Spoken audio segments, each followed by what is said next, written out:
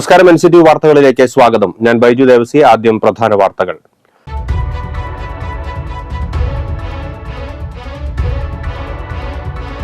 നാട്ടികയിൽ തടികയറ്റി വന്ന ലോറി ഉറങ്ങിക്കിടന്ന നാടോടികൾക്കിടയിലേക്ക് നിയന്ത്രണം വിട്ട് പാഞ്ഞുകയറി 2 കുട്ടികൾ ഉൾപ്പെടെ 5 പേർക്ക് ദാരുണാന്ത്യം.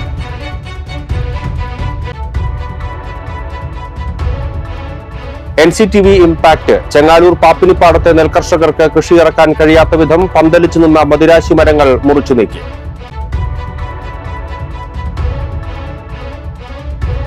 രണ്ടു മാസം ജനം വലഞ്ഞത് വെറുതെ. മുന്നൊരുക്കമില്ലാതെ ആമ്പല്ലൂരിൽ ആരംഭിച്ച അടിപ്പാത നിർമ്മാണം തുടങ്ങിയിടത്തു തന്നെ.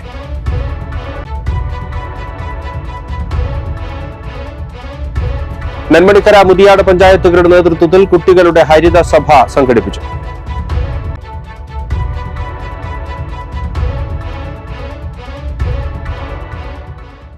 വാർത്തകൾ വിശദമായി. നാട്ടികയിൽ തടികയറ്റി വന്ന ലോറി ഉറങ്ങിക്കിടന്ന നാടോടികൾക്കിടയിലേക്ക് നിയന്ത്രണം വിട്ട് പാഞ്ഞു കയറി 2 കുട്ടികൾ ഉൾപ്പെടെ 5 പേർക്ക് ദാരുണാന്ത്യം. 7 പേർക്ക് പരിക്കേറ്റു. നാട്ടിക JK തിയേറ്ററിനടുത്ത് പുലർച്ചെ 4-നായിരുന്നു സംഭവം. നാടോടികൾ ഉറങ്ങിക്കിടന്ന സ്ഥലത്തേക്ക് ലോറി പാഞ്ഞു കയറുകയായിരുന്നു. ഗോവിന്ദാപുരം സ്വദേശികളായ 50 വയസ്സുള്ള കാളിയപ്പൻ, 4 വയസ്സുള്ള ജീവൻ, 39 വയസ്സുള്ള നാഗമ്മ, 20 വയസ്സുള്ള ബംഗാരി, 1 വയസ്സുള്ള വിശ്വ എന്നിവർ സംഭവ സ്ഥലത്ത് വെച്ച് തന്നെ മരിച്ചു. പരിക്കേറ്റ മറ്റ് 7 പേരെ മെഡിക്കൽ കോളേജിൽ പ്രവേശിപ്പിച്ചു. ചികിത്സയിലുള്ള 7 പേരിൽ 3 പേരുടെ നില ഗുരുതരമാണ്. കണ്ണൂരിൽ നിന്ന് കൊച്ചിയിലേക്ക് തടി കയറ്റി പോയിരുന്ന ലോറിയാണ് ആളുകൾ ഉറങ്ങിക്കിടന്ന ഇടത്തേക്ക് ഇടിച്ചു കയറിയത്. ബാരിക്കേഡ് മറികടന്നാണ് ലോറി അപകടമുണ്ടാക്കിയത്. ഡ്രൈവർ ഉറങ്ങിപ്പോയതാകാം കാരണമെന്നായിരുന്നു പ്രാഥമിക നിഗമനം. എന്നാൽ ലൈസൻസ് ഇല്ലാത്ത വാഹനത്തിന്റെ ക്ലീനർ അലക്സ് മദ്യപിച്ച് വാഹനം ഓടിച്ചതാണ് കാരണമെന്ന് വൈദ്യപരിശോധനയിൽ കണ്ടെത്തി. വാഹനത്തിന്റെ യഥാർത്ഥ ഡ്രൈവർ കണ്ണൂർ സ്വദേശി ജോസും മദ്യപിച്ച വാഹനത്തിലുണ്ടായിരുന്നു. ഇരുവരുടെയും പേരിൽ മനഃപൂർവ്വമായ നരഹത്യയ്ക്ക് കേസെടുത്തു. NCTV impact. ചെങ്ങാലൂർ പാപ്പിനിപ്പാടത്തെ നെൽകർഷകർക്ക് കൃഷി ഇറക്കാൻ കഴിയാത്ത വിധം പന്തലിച്ചു നിന്ന മദിരാശി മരങ്ങൾ മുറിച്ചു നീക്കി. ചെങ്ങാലൂർ പാപ്പിനിപ്പാടത്ത് കൃഷി തുടരാനാകാത്ത വിധം പ്രതിസന്ധികളായിരുന്നു മദിരാശി മരങ്ങൾ നിൽക്കുന്നത് മൂലം രൂപപ്പെട്ടിരുന്നത്. തങ്ങൾ നേരിടുന്ന പ്രശ്നങ്ങളിൽ അധികൃതരുടെ അടിയന്തര ഇടപെടൽ ഉണ്ടായില്ലെങ്കിൽ പാപ്പിനിപ്പാടം തരിശിടേണ്ട ഗതികേടിലായിരുന്നു കർഷകർ. കഴിഞ്ഞ 4 വർഷമായുള്ള കർഷകരുടെ ആശങ്ക NCTV വാർത്ത നൽകിയിരുന്നു. പാപ്പിനിപ്പാടം നെല്ലുൽപാദക സംഘവും കർഷകയായ ആനി ഈനാശുവും നൽകിയ പരാതിയിന്മേലാണ് നടപടി. നെൽവയൽ തണ്ണീർത്തട നിയമം വകുപ്പ് 13 പ്രകാരം ജില്ലാ കളക്ടറാണ് മരങ്ങൾ മുറിച്ചു നീക്കി പാടശേഖരം പൂർവ്വസ്ഥിതിയിലാക്കാൻ ഉത്തരവിറക്കിയത്. സ്വകാര്യ വ്യക്തിയുടെ പാടത്തിന് ചുറ്റുമാണ് 4 വർഷം മുൻപ് മദിരാശി മരങ്ങൾ നട്ടതെന്ന് പരാതിയിൽ പറയുന്നു. ഇതിനെതിരെ കർഷകർ അന്നു മുതൽ പരാതിയുമായി രംഗത്തുണ്ടായിരുന്നു. പെട്ടെന്ന് വളർന്ന് പന്തലിച്ച മരങ്ങളുടെ ഇലകൾ കൊഴിഞ്ഞതും വേരുകൾ ഇറങ്ങിയും സൂര്യപ്രകാശം ലഭിക്കാതെയും വന്നതോടെ കർഷകർക്ക് കനത്ത കൃഷിനാശമാണ് സംഭവിച്ചത്. പാടത്ത് അനധികൃതമായി ചാലുകൾ തീർത്തതോടെ കൃഷി ആവശ്യത്തിനുള്ള ട്രാക്ടർ ഇറക്കി പാടം ഉഴാൻ ബുദ്ധിമുട്ട് നേരിട്ടു. 3 പൂവ് കൃഷി ഇറക്കാൻ അനുയോജ്യമായ പാടത്ത് ഒരു തവണ പോലും കൃഷി ചെയ്യാൻ കഴിയാത്ത അവസ്ഥയായി. പാടത്ത് മരങ്ങളുടെ വേരുകൾ പടർന്നതോടെ കാൽഭാഗം പോലും വിളവ് ലഭിക്കാത്ത അവസ്ഥയായി. പ്രശ്നം രൂക്ഷമായതോടെ ലോക്കൽ ലെവൽ മോണിറ്ററിംഗ് കമ്മിറ്റി കൺവീനറായ കൃഷി ഓഫീസർ സ്ഥലത്ത് പരിശോധന നടത്തി റിപ്പോർട്ട് കളക്ടർക്ക് കൈമാറുകയായിരുന്നു. ഈ റിപ്പോർട്ടിന്റെ അടിസ്ഥാനത്തിലാണ് രൂപമാറ്റം വരുത്തിയ പാടശേഖരം പൂർവ്വസ്ഥിതിയിലാക്കാൻ കളക്ടർ ഉത്തരവിറക്കിയത്. 2008 നെൽവയൽ തണ്ണീർത്തട സംരക്ഷണ നിയമം വന്നതിന് ശേഷം 2020 സംഭവിച്ചൊരു കാര്യമാണ് ഇപ്പൊ നമ്മൾ കണ്ടുകൊണ്ടിരിക്കുന്നത്. 2020 ഏകദേശം 4 വർഷം മുമ്പ് മദിരാശി മരങ്ങള് 3 പൂവും കൃഷി ചെയ്യുന്ന പാടത്തിന്റെ ഒത്ത നടുക്ക് വെക്കാണ്. തന്നെയല്ല, മദിരാശി മരങ്ങള് വെക്കുമ്പോ തോട് കീറി വാഴ വെച്ച് ഉള്ളിയില് മദിരാശി മരങ്ങൾ വെച്ച് ഒരു മക സൃഷ്ടിക്കുകയാണ്. അങ്ങനെ 4 വർഷം കൊണ്ട് മദിരാശി മരങ്ങൾ വൻമരങ്ങളാവാണ്. ഇത് നമ്മുടെ ആ അർത്ഥത്തിൽ ആ വൻമരങ്ങള് അത് മുറിച്ചു കിട്ടിയാലാണ് കൃഷി ചെയ്യാൻ പറ്റുള്ളൂ. ഞങ്ങൾ ചെയ്യുന്ന നെല്ലില് ഒന്നും വിളവ് കിട്ടണില്ല എന്ന് കൃഷിക്കാരൻ പരാതിപ്പെട്ടിട്ട് 4 വർഷത്തിന് ശേഷം ഇങ്ങനൊരു നടപടി എത്താൻ വേണ്ടിയിട്ട് കൃഷിക്കാര് മുഖ്യമന്ത്രിയുടെ പരാതി പരിഹാരത്തിന്റെ നവകേരള സദസ്സിൽ വരെ എത്തേണ്ടി വന്നു എന്നുള്ളതാണ് ഇവിടുത്തെ ഏറ്റവും വലിയ വിഷയം. അതിനുശേഷം ഇപ്പൊ മുറിച്ചു തുടങ്ങുമ്പോഴോ അതൊരു പാതിപ്പണിയായിട്ട് നിൽക്കുന്നു എന്ന് കൃഷിക്കാർ ആശങ്കപ്പെടുകയാണ്. അപ്പൊ നമുക്ക് ഇവിടെ ഈ മുറിക്കാനും നിലം പൂർവ്വസ്ഥിതിയിലാക്കാനും ഉടനടി ഇത്തരം പരിഹാരത്തിനൊക്കെ വേണ്ടിയിട്ട് 3 വർഷം ഇവിടുത്തെ കൃഷിക്കാർക്ക് പതിരല്ലാതെ നെല്ലൊന്നും കിട്ടാത്തൊരവസ്ഥയിലേക്ക് ഈ മരങ്ങൾ മാറിയിട്ടുണ്ടെങ്കിൽ അതിന് കോമ്പൻസേഷന് വേണ്ടിയിട്ടാണ് നെൽവയൽ നിയമത്തിന്റെ അകത്ത് ഒരു പ്രൊവിഷൻ ഉള്ളത്. എന്നാൽ വലിയ മരങ്ങൾ മാത്രമാണ് മുറിച്ചു നീക്കിയതെന്നും ചെറിയ മരങ്ങൾ മുറിച്ചു മാറ്റുന്നതിൽ വീഴ്ച സംഭവിച്ചുവെന്നും കർഷകർ ആരോപിക്കുന്നു. പൂപ്പനി പാടത്ത് ഞങ്ങൾക്ക് നെൽകൃഷി ചെയ്യാൻ പറ്റാത്ത അവസ്ഥയിൽ മരം വെച്ച് പിടിപ്പിച്ച കാരണം കൊണ്ട് പണിയാത്തൊരവസ്ഥ വന്നു. ഇപ്പോൾ ഒരു 3-4 ദിവസമായിട്ട് ആ മരം പകുതി മുക്കാൽക്കുന്ന പോലെ മുറിച്ച് വെച്ചിട്ടുണ്ട്. ചെറുതൊന്നും മുറിച്ചില്ല, പൂർണ്ണതയിൽ വന്നല്ല. ഈ മാസം 30-ാം തീയതിക്കുള്ളിൽ അത് മുറിച്ച് പഴയ കാലത്തെ പോലെ ഭൂമി ഇടാമെന്ന് അവർ പറഞ്ഞ് ഓർഡർ വന്നിട്ടുണ്ട്. ഇതുവരെ മുറിച്ച് പൂർത്തീകരിച്ചിട്ടില്ല. പിന്നെ ഈ 5 ദിവസത്തിൻ്റെ ഉള്ളിൽ അത് പൂർത്തീകരിച്ച് ഞങ്ങൾക്ക് കിട്ടണമെന്നാണ് ഞങ്ങളുടെ അഭിപ്രായം. പിന്നെ ഭൂമി നിരപ്പിലാക്കി അത് ഇതിനോടൊപ്പം ഞങ്ങൾക്ക് ശരിയാക്കി തരണം. പിന്നെ എന്താണെന്ന് വെച്ചാൽ വഴി ഞങ്ങൾക്ക് പാടത്തേക്ക് വണ്ടി കടത്താനോ ട്രാക്ടർ ഇറക്കാനോ ഒന്നും വേണ്ട. ഒരു പിടി പുല്ലരിഞ്ഞ് പാടത്തുനിന്ന് കടത്തി കൊണ്ടുവരാനും കൂടി ഒരു വഴിയില്ലാത്തൊരവസ്ഥയാണ്. അതും ഞങ്ങൾക്ക് പൂർത്തീകരിച്ച് തരണം. പിന്നെ ഞാൻ കൃഷി ചെയ്തിട്ട് 3 കൊല്ലത്തോളമായിട്ട് ഒന്നും കിട്ടില്ല. ഈ കൊല്ലം തീരെയും കിട്ടില്ല, ഒന്നും കിട്ടാൻ ഒരു വഴിയില്ല. അപ്പോൾ അതിൽ വലിയൊരു നഷ്ടം ഞങ്ങൾക്കുണ്ട്. ഈ മരത്തിൻ്റെ വേരിറങ്ങിയ കാരണം കൊണ്ട് പൂട്ടാൻ പറ്റില്ല, വണ്ടി ഒന്നിനും ചെയ്യാൻ പറ്റാതെ, വെള്ളം കിടക്കാൻ പറ്റാണ്ട് കാന കീറിയതുണ്ട്. ഇതെല്ലാം ഞങ്ങൾക്ക് നികത്തി തരണം. അത് ഞങ്ങളുടെ വലിയൊരു അഭ്യർത്ഥനയാണെന്ന്.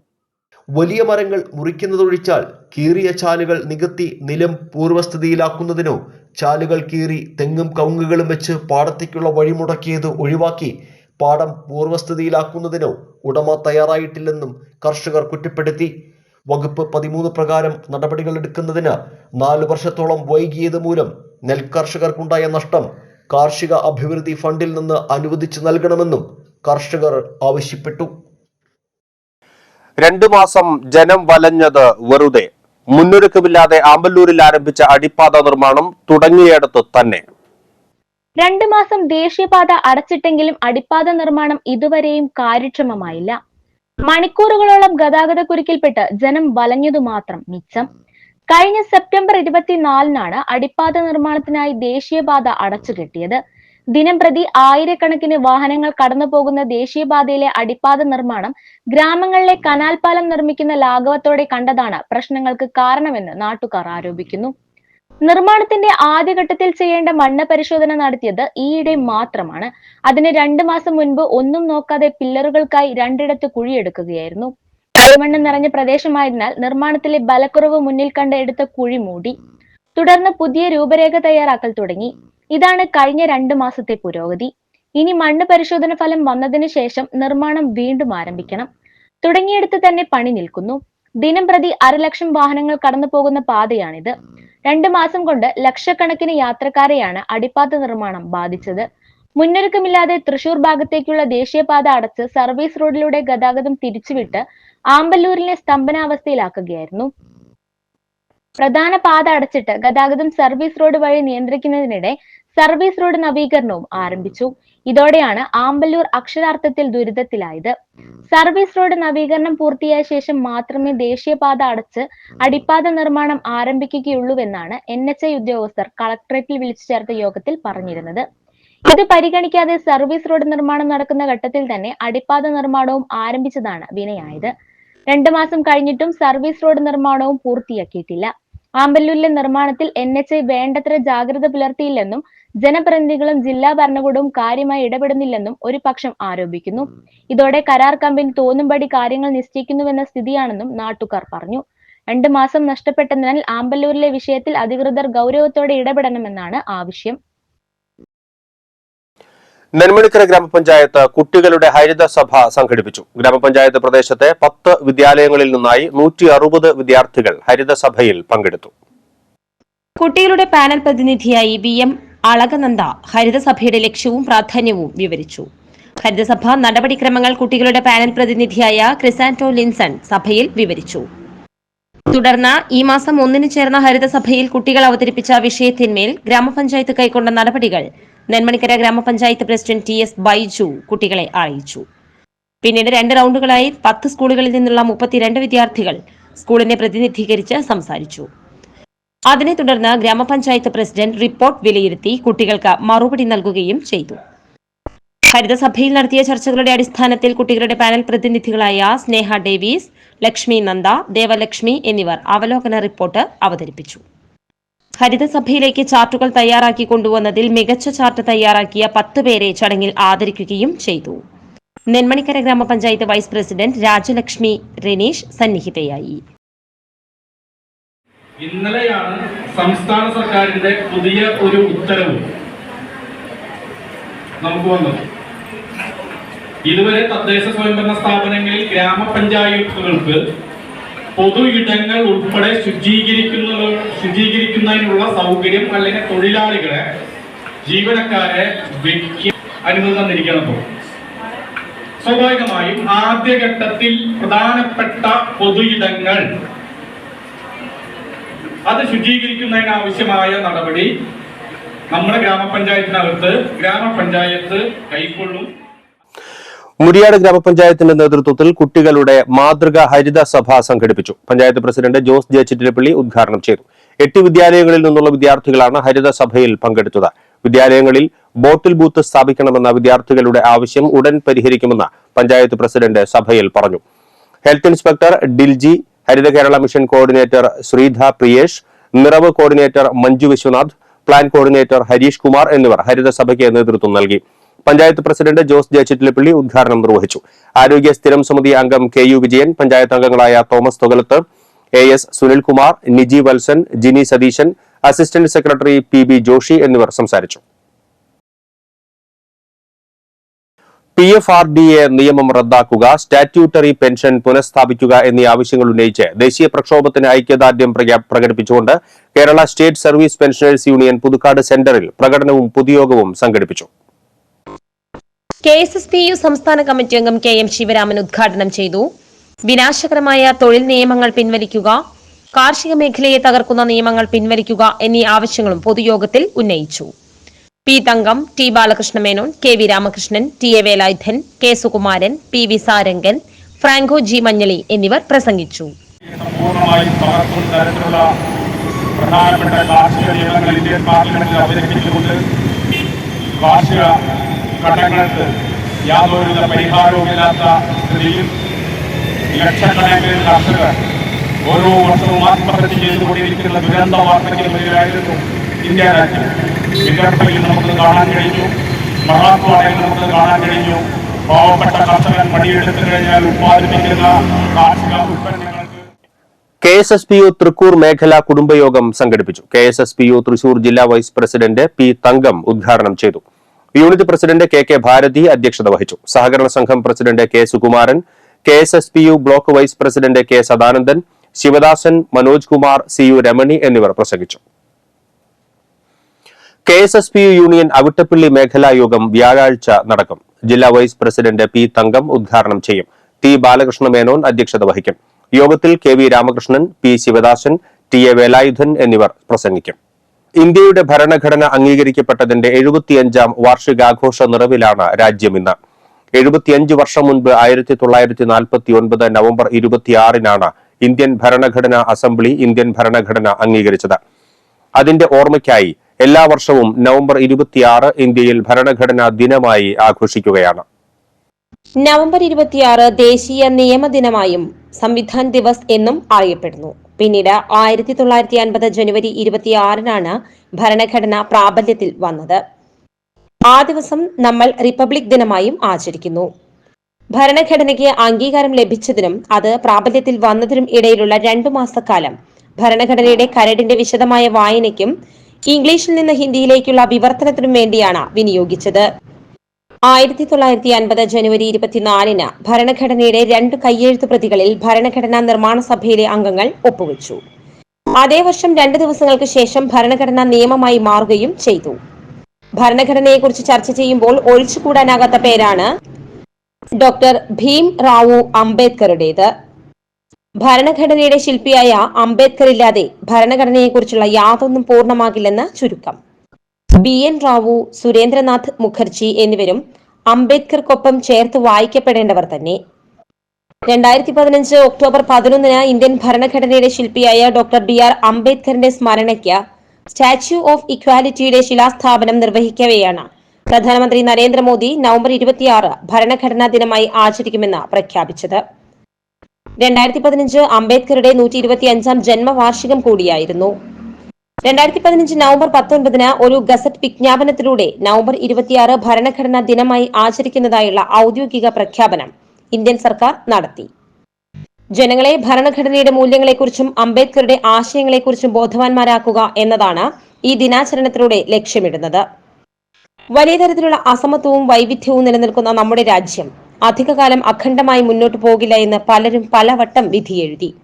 എന്നാൽ ആ പ്രവചനങ്ങളൊക്കെ തെറ്റിച്ച് രാജ്യം ബഹുദൂരം മുന്നോട്ടു പോയി. ഇപ്പോഴും ജൈത്രയാത്ര തുടരുകയാണ്. ഇതിൽ ഭരണഘടന വഹിക്കുന്ന പങ്ക് വലുതാണ്. മുണ്ടൂരിൽ നിയന്ത്രണം നഷ്ടപ്പെട്ട ലോറി വൈദ്യുതി തൂണിലിടിച്ച് 5 പേർക്ക് പരിക്ക്. ചൊവ്വാഴ്ച രാവിലെ 8:30 മുണ്ടൂർ പഞ്ഞമൂല പരിസരത്തായിരുന്നു അപകടം. മുളങ്കുന്നത്തുകാവ് മെഡിക്കൽ കോളേജ് ഭാഗത്തു നിന്നും മുണ്ടൂർ ഭാഗത്തേക്ക് വന്നിരുന്ന മിനി ലോറിയെ മറികടക്കാൻ ശ്രമിക്കുന്നതിനിടയിൽ സ്കൂൾ ബസ് ലോറിക്ക് പുറകിൽ തട്ടുകയും അതേ തുടർന്ന് നിയന്ത്രണം വിട്ട ലോറി വൈദ്യുതി കാലിൽ ഇടിക്കുകയുമായിരുന്നു. മിനി ലോറി ഡ്രൈവർ 36 വയസ്സുള്ള സ്മിജോയും 4 ഒറീസ സ്വദേശികളുമാണ് വാഹനത്തിലുണ്ടായിരുന്നത്. പരിക്കേറ്റ 5 പേരെയും മെഡിക്കൽ കോളേജ് ആശുപത്രിയിൽ പ്രവേശിപ്പിച്ചു. ഇടിയുടെ ആഘാതത്തിൽ ലോറിയുടെ മുൻഭാഗത്തിന് പൂർണ്ണമായും കേടുപാടുകൾ സംഭവിച്ചു. വൈദ്യുതി തൂണ് പൂർണ്ണമായും തകർന്നു. 2 വീട്ടുകാരുടെ മതിലും കിണർ മതിലും തകർന്നു. സ്കൂൾ വാഹനത്തിനും ചെറിയ കേടുപാടുകൾ സംഭവിച്ചു. സംസ്ഥാനത്ത് സ്വർണ്ണവില കുറഞ്ഞു. പവന് 960 രൂപയാണ് ഒറ്റയടിക്ക് കുറഞ്ഞത്. ഇതോടെ സ്വർണ്ണവില 57,000-ന് താഴെയെത്തി. ചൊവ്വാഴ്ച 1 പവൻ സ്വർണത്തിന്റെ വിപണി വില 56,640 രൂപയാണ്. തിങ്കളാഴ്ച 800 രൂപ കുറഞ്ഞിരുന്നു. 2 ദിവസം കൊണ്ട് കുറഞ്ഞത് 1,760 രൂപയാണ്. രണ്ടാഴ്ചയ്ക്കിടെ 3,500 രൂപ ഇടിഞ്ഞ ശേഷം അതുപോലെ തന്നെ തിരിച്ചു കയറിയ സ്വർണ്ണവിലയാണ് തിങ്കളാഴ്ച മുതൽ ഇടിയാൻ തുടങ്ങിയത്. ബ്രദർ ലൂയിസ് മഞ്ഞളിയുടെ 13ാം ചരമവാർഷിക അനുസ്മരണം സംഘടിപ്പിച്ചു. ജില്ലാ പഞ്ചായത്ത് പ്രസിഡന്റ് VS പ്രിൻസ് ഉദ്ഘാടനം ചെയ്തു. വികാരി ഫാദർ ജോസ് പുന്നോലിപ്പറമ്പിൽ അധ്യക്ഷത വഹിച്ചു.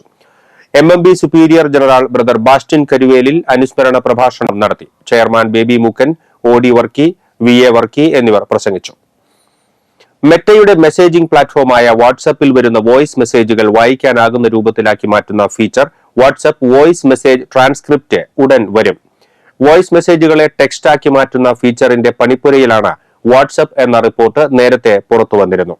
റിപ്പോർട്ട് കാണാം. കാലാവസ്ഥ.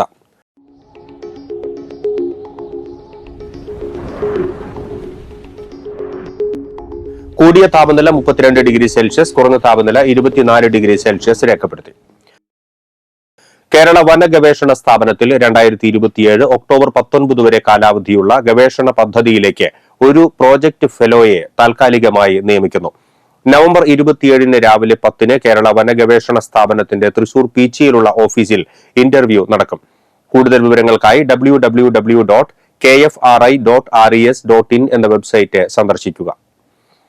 ജില്ലയിലെ സർക്കാർ ഹോമിയോ സ്ഥാപനങ്ങളിൽ മെഡിക്കൽ ഓഫീസർ തസ്തികയിൽ ദിവസവേതനാടിസ്ഥാനത്തിൽ നിയമിക്കുന്നതിനുള്ള മുൻഗണനാ പട്ടിക തയ്യാറാക്കുന്നതിനായി ഓൺലൈൻ പരീക്ഷ നടത്തുന്നു. 40 വയസ്സിന് താഴെയുള്ള BHMS TCMC രജിസ്ട്രേഷൻ യോഗ്യതയുള്ളവർക്ക് അപേക്ഷിക്കാം. കൂടുതൽ വിവരങ്ങൾക്ക് 04872366 എന്ന നമ്പറിൽ ബന്ധപ്പെടുക. സ്വർണ്ണവില. സ്വർണം ഗ്രാമിന് 7,080 രൂപയും പവന് 56,640 രൂപയും രേഖപ്പെടുത്തി. ചെറുവാൾ ചിറയിന്മേൽ കുറാലി ഭാര്യ കാർത്യായനി അന്തരിച്ചു. 95 വയസ്സായിരുന്നു. സംസ്കാരം നടത്തി. പ്രധാന വാർത്തകൾ വീണ്ടും.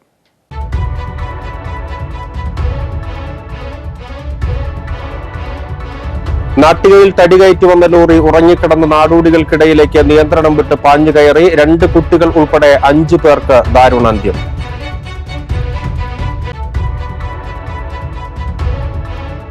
NCTV impact. ചെങ്ങാലൂർ പാപ്പിനിപ്പാടത്തെ നെൽകർഷകർക്ക് കൃഷി ഇറക്കാൻ കഴിയാത്ത വിധം പന്തലിച്ചു നിന്ന മദിരാശി മരങ്ങൾ മുറിച്ചു നീക്കി.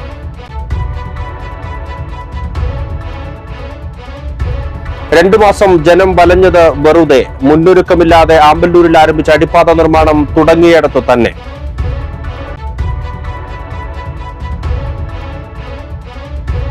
നെന്മണിക്കര മുതിയാട് പഞ്ചായത്തുകളുടെ നേതൃത്വത്തിൽ കുട്ടികളുടെ ഹരിത സഭ സംഘടിപ്പിച്ചു.